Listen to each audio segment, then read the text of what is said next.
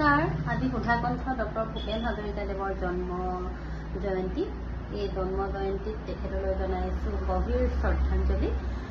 তেখেতৰ এটি মোৰ প্ৰিয় গীত আছে, সেই গীতটিৰে তেওঁক শ্ৰদ্ধাঞ্জলি জ্ঞাপন কৰিছোঁ। গীতটি গাওঁতে কিবা যদি ভুল ত্ৰুটি হয় ক্ষমা কৰিব। তোমাৰ দেখো না